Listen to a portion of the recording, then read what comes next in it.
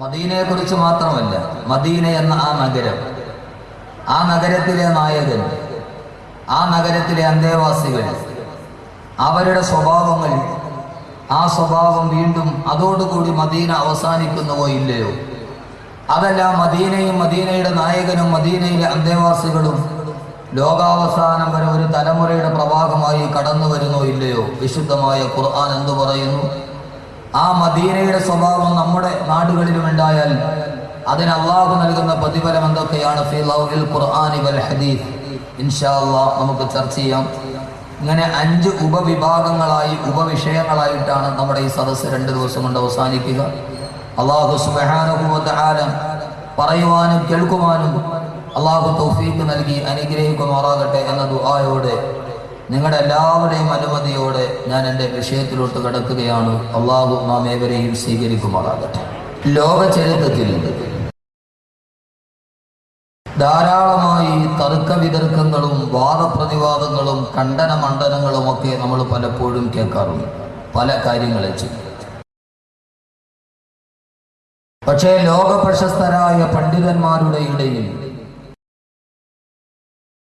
ഒരു കാര്യത്തിൽ പരസ്പര ബഹുമാനത്തോടെ പരസ്പര ആദരവ് തന്നെ നിലനിർത്തിക്കൊണ്ട് ഇസ്ലാമിക പണ്ഡിതന്മാരുടെ ഇടയിൽ ഒരു വലിയ അഭിപ്രായ വ്യത്യാസമുണ്ട്.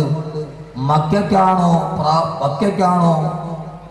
ബഹുമാനം കൂടുതൽ, അതെല്ലാം മദീനയ്ക്കാണ്?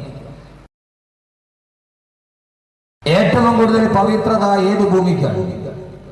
ഇക്കാര്യത്തിൽ ഇസ്ലാമിക ചരിത്രത്തിലെ പണ്ഡിതന്മാര് തമ്മിൽ നമ്മെ വല്ലാതെ വിസ്മയത്തിന്റെയും അനുരാഗത്തിന്റെയും അത്ഭുതത്തിന്റെയും അത്യാഗ്രഹത്തിന്റെയും പദവിയിലോട്ട് കൊണ്ടുപോകുന്ന ഒരു വല്ലാത്ത തർക്കം നമുക്ക് കാണാം.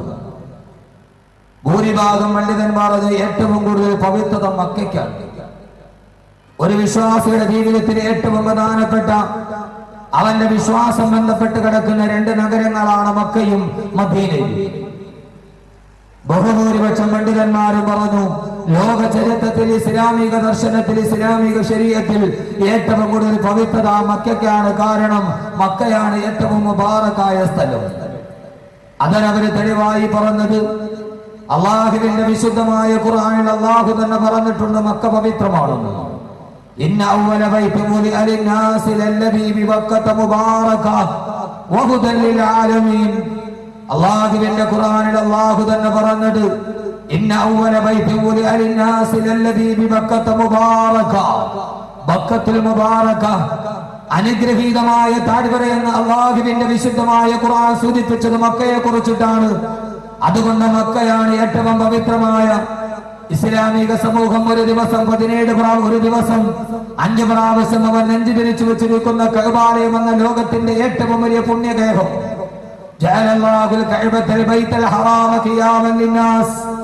ഈ ലോകത്തിന്റെ തന്നെ അസ്തിത്വത്തിന്റെ കാരണമെന്ന് വിശുദ്ധമായ ഖുർആൻ വ്യാഖ്യാനം കൊടുത്ത വിശുദ്ധമായ കഅബാലയം നിലനിൽക്കുന്നത് മക്കയിലായതുകൊണ്ടും ആദരവായ പ്രവാചകൻ നബി മുഹമ്മദ് മുസ്തഫ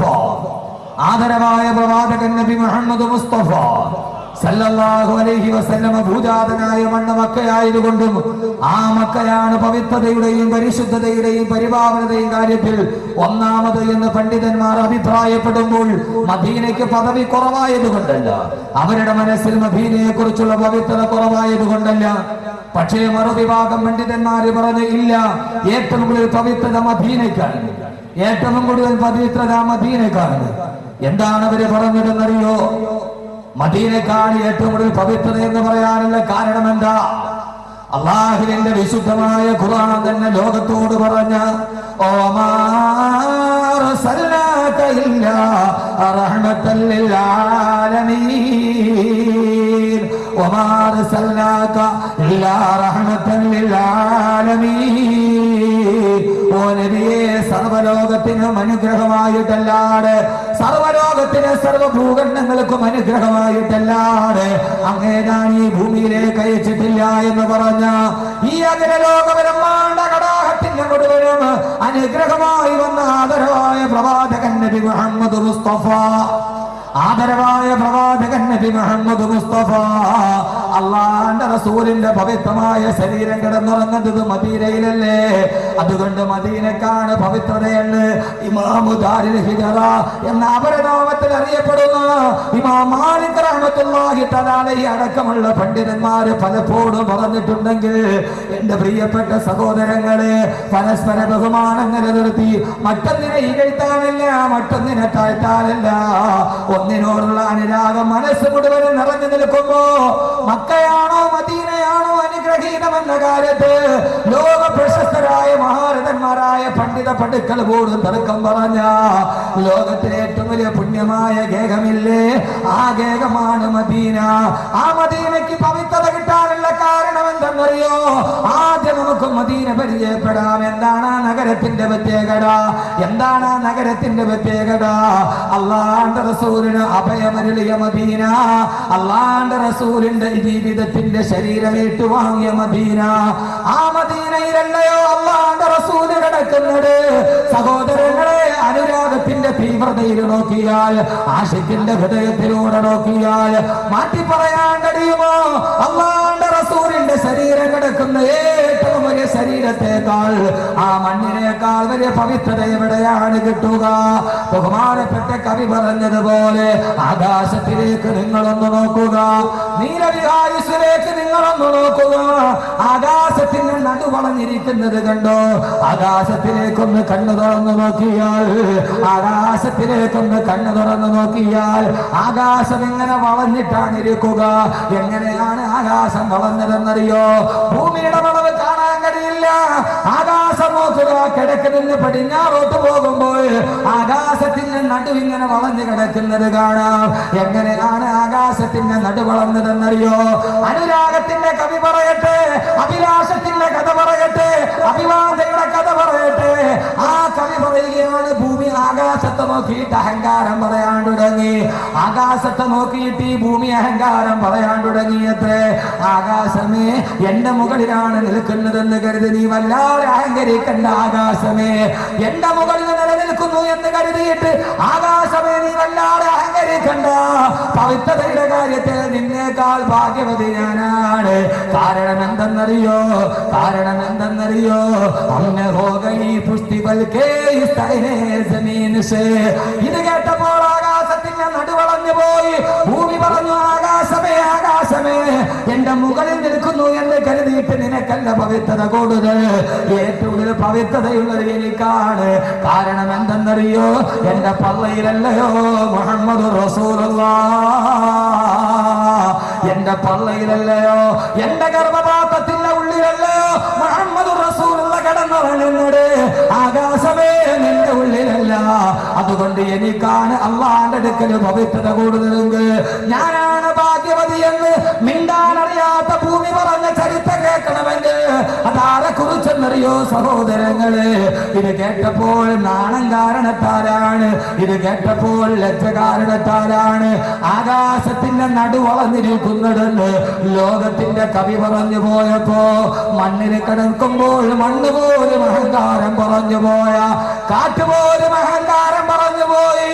ലോകത്തിലെ ഏറ്റവും വലിയ ഭാഗ്യവതി ഞാനാണ്. കാരണം എന്തെന്നറിയോ? അനുരാഗം പൂണ്ട ആശിക്കീങ്ങൾ മുഴുവനും മദീനയിലൂടെ തഴുകി തലോടി വരുന്ന എന്നോടാണ് അല്ലാഹുവിന്റെ റസൂലിനോട് സലാം പറയാൻ പറഞ്ഞത്. ഇന്നിൽ തിയാരി ഹസ്സബാ യൗമ ലൈലാറൽ ഹറം ബല്ലഗ സലാമി റൗളതൻ ഫീഹൻ നബിയുൽ മുഹ്തറം. പടിഞ്ഞാറൻ കാറ്റിനോട് പറയുമ്പോ, ഇന്നിൽ തയാരി ഹസ്സബാ, ഇന്നിൽ തിയാരി ഹസ്സബാ. അലമാലകളുടെ മുകളിലൂടെ കപ്പൽ പോകുമ്പോ, കപ്പലിന്റെ മുകൾ തട്ടിൽ നിൽക്കുമ്പോ, ആ കപ്പല് മദീനയുടെ ഭാഗത്തേക്കല്ല, കപ്പലിൽ നിൽക്കുമ്പോ പാഞ്ഞു വരുന്ന പടിഞ്ഞാറൻ കാറ്റിനോട് അനുരാഗത്തിന്റെ ഭാഷയെ, പടിഞ്ഞാറൻ കാറ്റേ നീ പോകുന്നത് മദീനയിലേക്കാണെങ്കിൽ ഇന്നിൽ തിയാരി ഹസ്സബാ, ഇന്നിൽ തിയാരി ഹസ്സബാ യൗമ ലൈലാറൽ ഹറം.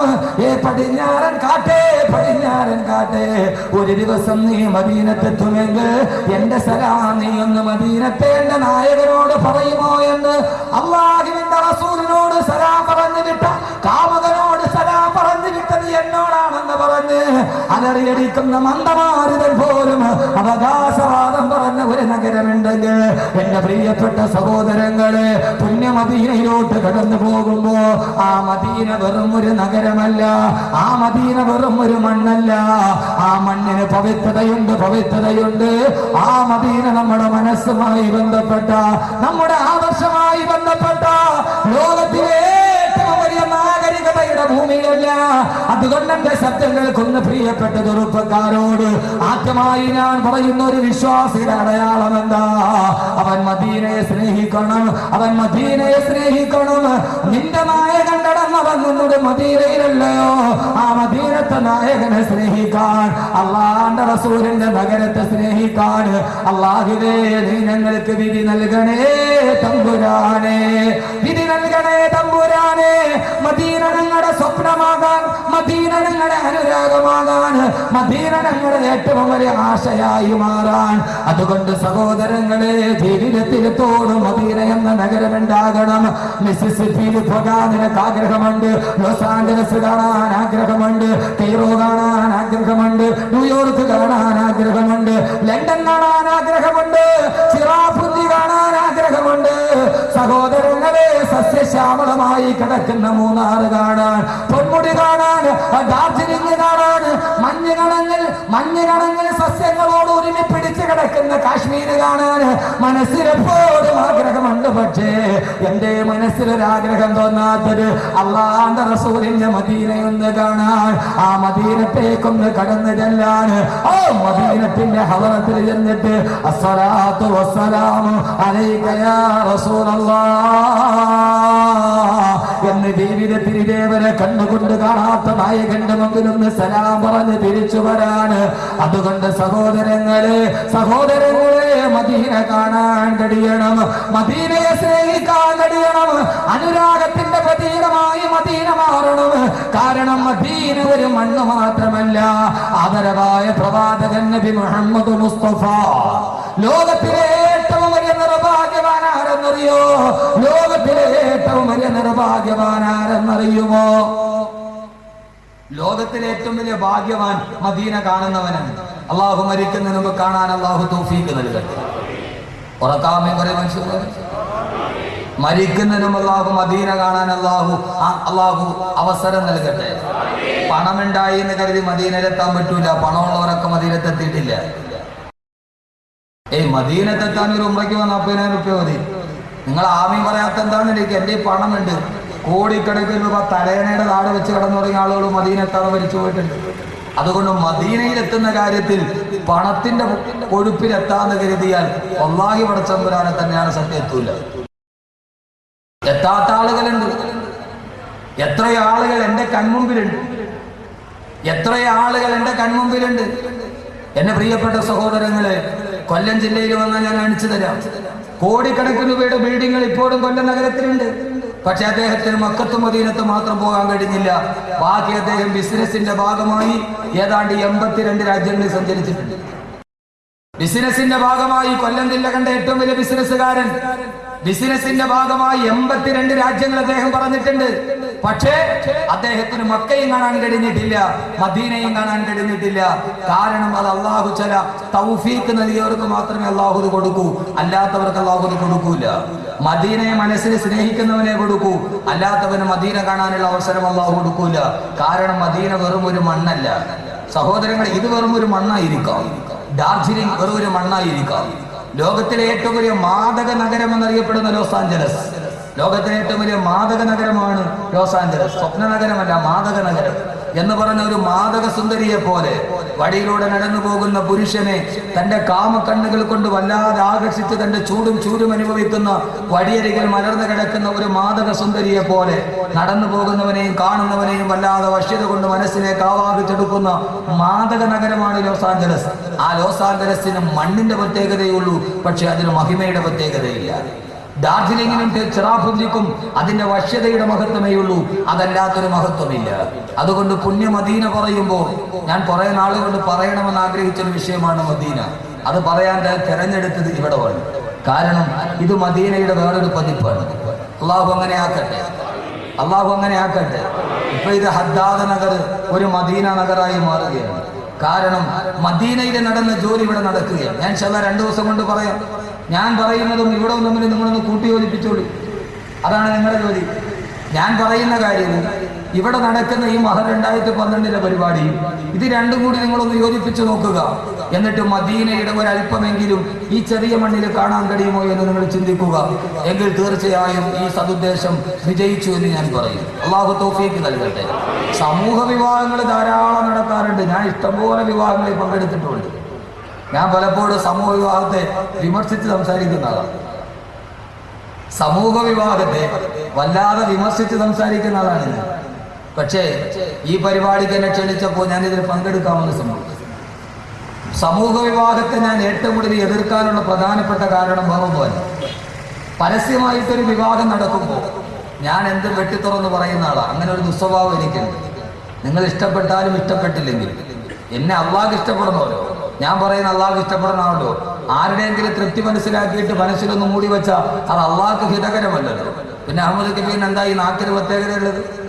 ആരെങ്കിലും പഠിപ്പിച്ചതുപോലെ തത്തമ്മേ പൂച്ച പൂച്ചെന്ന് പറയണ മാതിരി പറയാനാണ്. പിന്നെ ഈ നാക്കിനെന്താ പ്രത്യേകതയുള്ളത്? അലം നജ്അൽ ലഹു ഐനൈനി വലിസാനൻ വശഫത്തൈൻ.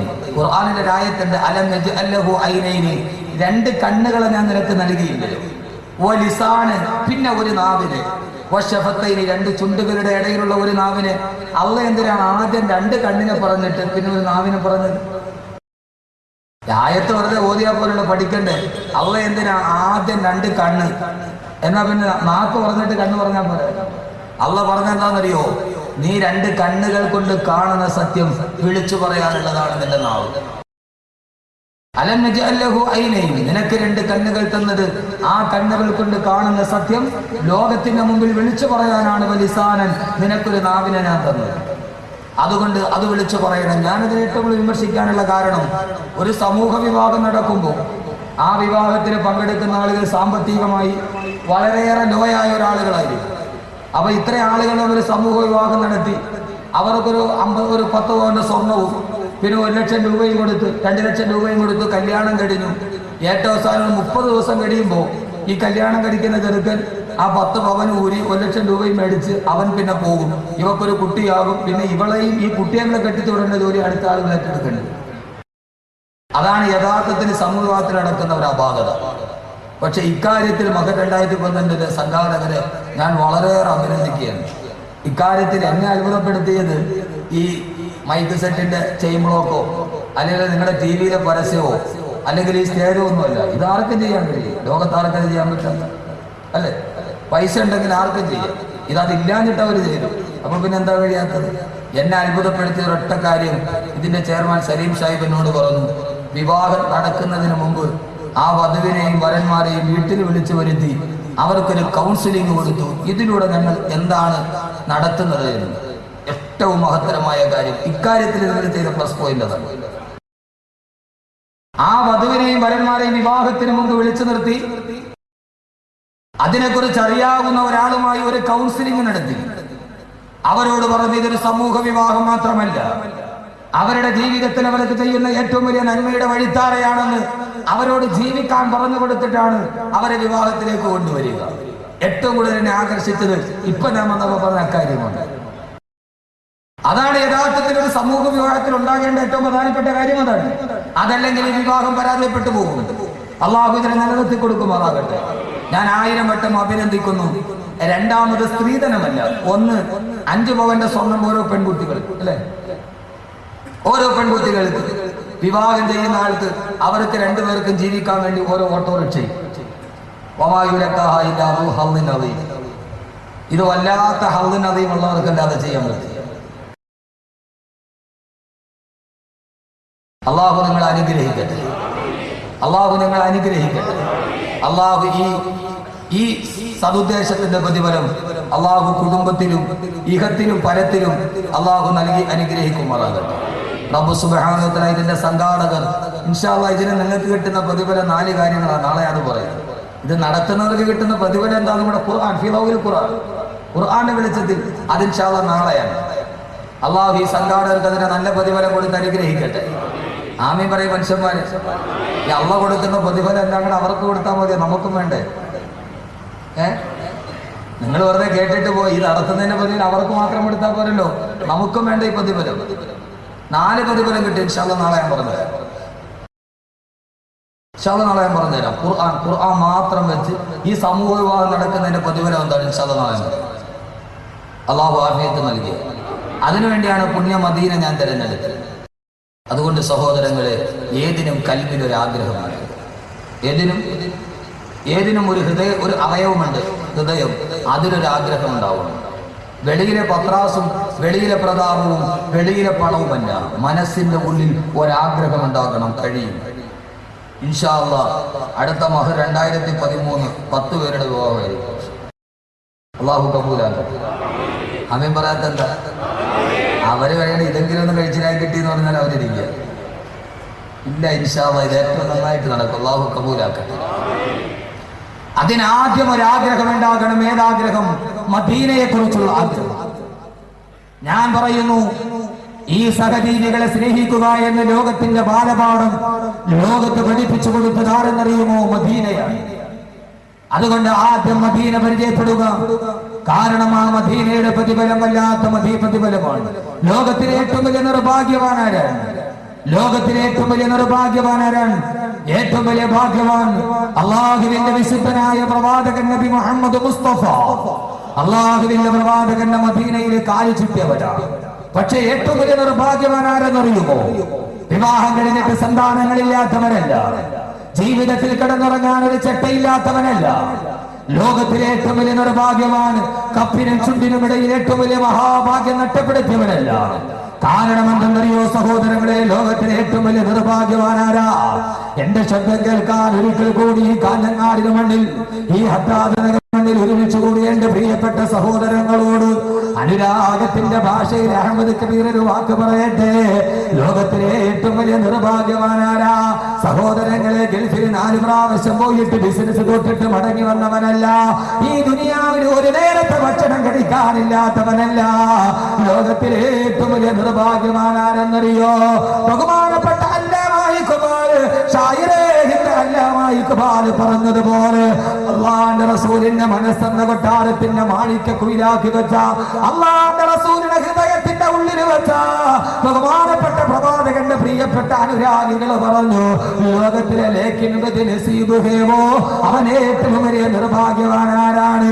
ആരെന്നറിയുമോ? മദീനത്ത് കാല് ചവിട്ടാൻ അവസരം ലഭിച്ചിട്ട് അള്ളാന്റെ റസൂല് കിടന്നുറങ്ങുന്ന മദീനത്തെ മണ്ണിൽ കാല് ചവിട്ടാൻ അവസരം ലഭിച്ചിട്ട് ആ മദീനത്തെ മണ്ണിൽ നിന്ന് തിരിച്ചു സ്വന്തം നാട്ടിലെ കാര്യം വന്നോ, അവനാണ് ലോകത്തിലെ ഏറ്റവും വലിയ നിർഭാഗ്യവാനെന്ന്. സഹോദരങ്ങളെ, അനുരാഗത്തിന്റെ ഭാഷയാണിത്, അനുരാഗികളുടെ ആശിക്കങ്ങളുടെ ഭാഷയാണിത്. പ്രേമനായകൻ ഉറങ്ങുന്ന വസതിയുടെ അടുക്കൽ ചെന്നിട്ട് ആ നഗരത്തിന്റെ പുരിഞ്ഞ മണ്ണ്, സഹോദരങ്ങളെ, ആ സുന്ദരമായ ചുറ്റുപടുത്ത മണലാരണ്യത്തിന്റെ നടുവ് കടൽ തീരത്ത് കിടക്കുന്ന മണ്ണിന് വല്ലാത്ത ഉപ്പുരസമാണ്. 7 കടൽ തീരത്തെ മണ്ണിനും ഉപ്പുരസമാണ്. പക്ഷേ സഹോദരങ്ങളെ, കരയിലെ ഏതെങ്കിലും മണ്ണിന് ഉപ്പുരസമുണ്ടെങ്കിൽ ആ ഉപ്പുരസമുള്ള മണ്ണേടെന്നറിയോ? ഏറ്റവും വലിയ മണ്ണേടെന്നറിയോ? ആദരവായ പ്രവാചകൻ നബി മുഹമ്മദ് മുസ്തഫ അള്ളാന്റെ റസൂലിന്റെ റൗള ശരീഫിന്റെ ചുവട്ടിൽ കിടക്കുന്ന മണ്ണില്ലയോ? ആ മണ്ണെടുത്താൽ വല്ലാത്ത ഉപ്പുരസമാ. കാരണം എന്തെന്നറിയോ? കടൽ വെള്ളത്തിന്റെ ഉപ്പുരസമല്ല. ലക്ഷക്കണക്കിന് ആളുകൾ ഓടി വന്നിട്ട് അവരവരുടെ വിഷമങ്ങൾ ഉറക്കെ പറഞ്ഞ് കരഞ്ഞ് കണ്ണിലൂടെ കണ്ണുനീര് തടം തള്ളിയാ തുടങ്ങി. ഓരോ ദിവസവും ഓടി വരുന്ന ലക്ഷങ്ങളുടെ കണ്ണുനീർ പ്രവാഹം പെയ്തിറങ്ങി. ആ കണ്ണുനീരിന്റെ ഉപ്പുരസം കൊണ്ട് ഏതെങ്കിലും മണ്ണിന് ഉപ്പുരസമുണ്ടെങ്കിൽ ആ ഉപ്പുരസമുള്ള മണ്ണേടെന്നറിയോ? അത് മദീനത്തെ മണ്ണാണ്. വെള്ളക്കാരനും കറുത്ത വർഗക്കാരനും പണ്ഡിതനും പാമരനും കുബേരനും കുബേരനും ഒരേപോലെ പൊട്ടിക്കരയുന്ന മണ്ണ്. സഹോദരങ്ങളെ, കഴിഞ്ഞ ഹജ്ജിന് വേണ്ടി പോകുമ്പോ അറിയാതെ വിനീതനും കരഞ്ഞുപോയി. അല്ലാഹുവിന്റെ റസൂലിന്റെ റൗള ശരീഫിന്റെ ഓരത്ത് വന്ന് മദീനത്തെ മണ്ണിന്റെ പ്രത്യേകത എന്താ? ആയിരക്കണക്കിന് ആളുകളുടെ കൃഷ്ണായാനങ്ങളുടെ സംഗമഭൂമി. അവന്റെ ജീവിതത്തിന്റെ ഇന്നലകളിലൂടെ നടന്നു പോകുമ്പോ ചെയ്തുപോയ അപരാധങ്ങൾ മുഴുവനും എണ്ണി പറഞ്ഞ് പൊട്ടിക്കര പറയാനുള്ള ലോകത്തിന്റെ ഏറ്റവും വലിയ ആലംബത്തിന്റെ ഭൂമിയെ മദീന. ഓ മദീനത്തിന്റെ റൗളാ ശരീഫിന്റെ മണ്ണുണ്ടല്ലോ, ആ മണ്ണിന്റെ പ്രത്യേകത എന്തെന്നറിയോ? ആ മണ്ണിന്റെ പ്രത്യേകത എന്തെന്നറിയോ? ആശികീങ്ങളായ കവിമാര് പാടിയതെന്തെന്നറിയോ? ആ അല്ലാഹുവിന്റെ റസൂലിന്റെ റൗളാ ശരീഫിന്റെ ഓരത്ത് കിടക്കുന്ന ഒരു പിടി മണ്ണെടുത്തിട്ട് ജന്മനാ അന്ധനായി പോയൊരു മനുഷ്യനെങ്ങാനും ആ മണ്ണെടുത്തിട്ട് കണ്ണിലൊന്ന് സുറുമയിട്ട എന്റെ ശബ്ദം കേൾക്കുന്ന പ്രിയപ്പെട്ട ചെറുപ്പക്കാരോട്, പൊന്നുമോനെ കാസർഗോഡ് ടൗണിൽ ഇർഫാബത്താൻ വരുന്നതും കാത്തിരിക്കുമ്പോ ആയിരക്കണക്കിന് ബോളിവുഡിന്റെ സിനിമാ താരങ്ങള് മനസ്സിലേക്ക് ആവാഹിച്ചെടുക്കുമ്പോ ഞാൻ ഇന്ന് ഏറനാട് എക്സ്പ്രസിലെ കാഞ്ഞങ്ങാട് ടൗണിൽ ഇറങ്ങി അവിടെ നിന്ന് സംഘാടകരുടെ കൂടെ കടന്നു വരുമ്പോ ഞാൻ കണ്ടു മാപ്പിള ഗാനമേളയും കലാമേളയും തുള്ളിക്കളിക്കുകയാണ്. മാപ്പിള ഗായകരോട് കടന്നു വരികയാണ്. പൊന്നുമോനെ പൊന്നുമോനെ, ആ സംഗീതത്തിന്റെ ആർഭാടം കേട്ടിട്ടല്ല നിന്റെ ഹൃദയം തുടികൊട്ടേണ്ടത്. ആരുടെ സംഗീതം കേട്ടിട്ടാ? ആബിദ് കണ്ണൂരിന്റെ സലിം കോടത്തൂരിന്റെ മാസ്മരിക സംഗീതം കേട്ടിട്ടല്ല. പൊന്നുമോനെ, നിന്റെ ഹൃദയം മറക്കണം, നിന്റെ കണ്ണ് തുടിക്കണം, നിന്റെ കണ്ണിലൂടെ കണ്ണുനീര് തടം തല്ലിയാത്തൊടുക്കണം. എപ്പോഴെന്നറിയോ?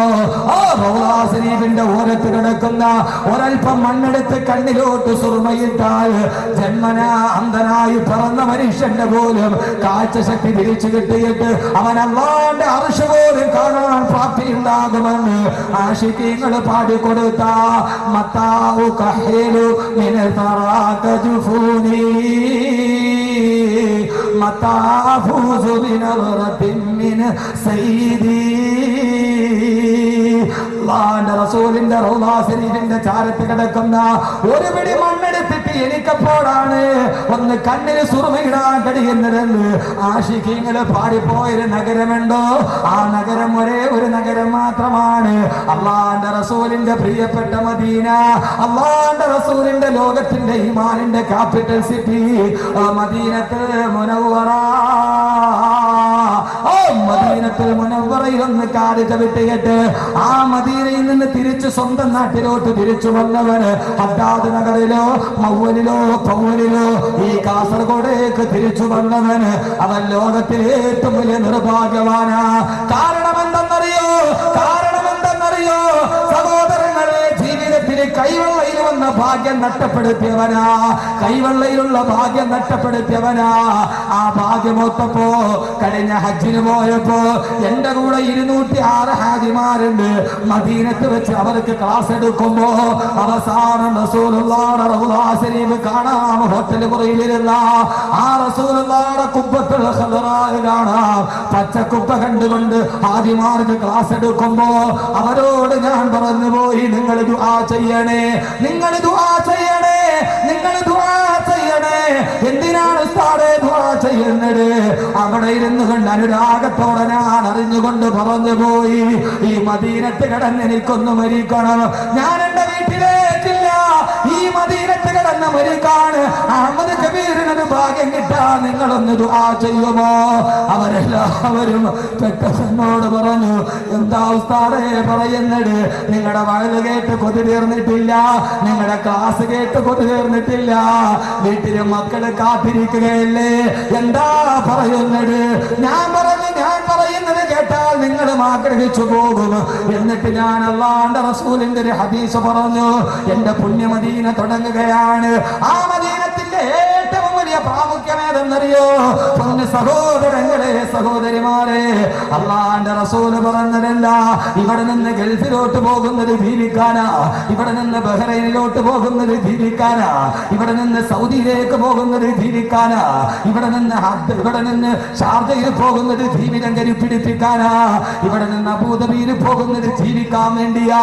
പക്ഷേ ഇവിടെ നിന്ന് മദീനയിൽ പോകുന്നത് ജീവിക്കാനല്ല, അവിടേക്ക് പോകുന്നത് മരിക്കാനാണ്, മരിക്കാനാണ്, മരിക്കാനാണ്. മരിക്കാൻ വേണ്ടി ഏതെങ്കിലും ഒരു നാട്ടിലേക്ക് പോകണോ? അതേത് നാടെന്നറിയുമോ? അബൂദബിയിലല്ല, ഷാർജയിലല്ല. പൊന്നു ചെറുപ്പക്കാരെ, ഹൃദയത്തിന്റെ ഉള്ളിൽ അല്ലാഹുവിന്റെ റസൂലിന്റെ ആ പഞ്ചകം തണുപ്പോ മദീനയിലേക്ക് പോകുന്നത് ജീവിക്കാനല്ല, മദീനയിലേക്ക് പോകുന്നത് മരിക്കാനാണ്. കാരണം അല്ലാഹുവിന്റെ റസൂലല്ലയോ പറഞ്ഞത്, മനിസ്തതാഅ മയ്യമുത്തു ഫിൽ മദീന ഫൽയമുത്തു ഫിൽ മദീന. അല്ലാഹുവിന്റെ റസൂൽ പറഞ്ഞു, ആർക്കെങ്കിലും മദീനത്ത് കടന്ന് മരിക്കാൻ ഭാഗ്യം ലഭിച്ചാൽ, ആർക്കെങ്കിലും മദീനത്ത് കടന്ന് മരിക്കാൻ കഴിഞ്ഞാൽ, ആർക്കെങ്കിലും മദീനയിൽ കിടന്ന് മരിക്കാൻ ഒരു അവസരം കിട്ടിയാൽ മദീന, അവൻ മദീനയിൽ കിടന്ന് മരിച്ചു കൊള്ളട്ടെ. ആർക്ക് മരിക്കാൻ അവസരം കിട്ടിയോ അവൻ എന്റെ ഈ മണ്ണിൽ കിടന്ന് മരിക്കട്ടെ. എന്തെന്നറിയോ, നാളെ പരലോകത്ത് അവന് വേണ്ടി സ്വർഗത്തിന് ഞാൻ ശുപാർശ ചെയ്യുമെന്ന്. നാളെ അവന് സ്വർഗത്തിന് വേണ്ടി, നാളെ ഞാൻ അവന് വേണ്ടി ശുപാർശ ചെയ്യുമെന്ന് ഇതേവരെ കള്ളം പറഞ്ഞിട്ടില്ലാത്ത മുഖ്ബിറെ സാദിഖ് നബി മുഹമ്മദ് റസൂലുള്ളാഹ്. സഹോദരങ്ങളെ, മദീന മരിക്കാൻ ആഗ്രഹിക്കുന്ന നാട്, ജീവിക്കാൻ ആഗ്രഹിക്കുന്ന നാടല്ല. ആ മദീനയിൽ ചെന്ന് മരിക്കണം, മദീനത്ത് കിടന്ന് മരിക്കണം. ആ സമയത്ത് ഞാൻ എൻ്റെ ഭാര്യ മറന്നു, ഞാൻ എൻ്റെ പൊന്നുമക്കളെ മറന്നു. സഹോദരങ്ങളെ, എന്നെ കാത്തിരിക്കുന്ന എൻ്റെ മക്കളെ ഞാൻ മറന്നു. ആ സമയത്ത് ഒറ്റ ആഗ്രഹമേ ഉള്ളൂ, അല്ലാഹുവിന്റെ റസൂലിന്റെ പുണ്യ മദീനയിൽ കിടന്ന് മരിക്കണം. മനിസ്തതാഅ മിൻകും മയ്യമുത്തു ഫിൽ മദീന ഫൽയമുത്തു ഫിൽ മദീന. അവിടെ കിടന്ന് മരിക്കാൻ അവസരം കിട്ടുന്നവന് ആ മദീനത്ത് കിടന്ന് മരിച്ചു കൊള്ളട്ടെ. നാളെ അവന് വേണ്ടി ഞാൻ സ്വർഗത്തിന് ശുപാർശ ചെയ്യുമെന്ന്.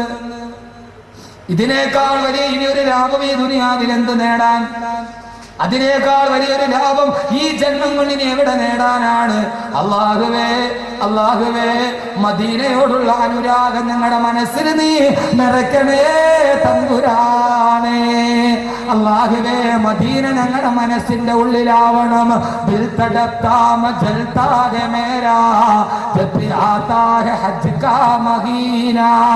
ദുൽഹജ്ജിന്റെ മാസം എത്തുമ്പോ എന്റെ മനസ്സിന് വല്ലാത്ത സന്തോഷമാണ്. മദീന കാണാമല്ലോ,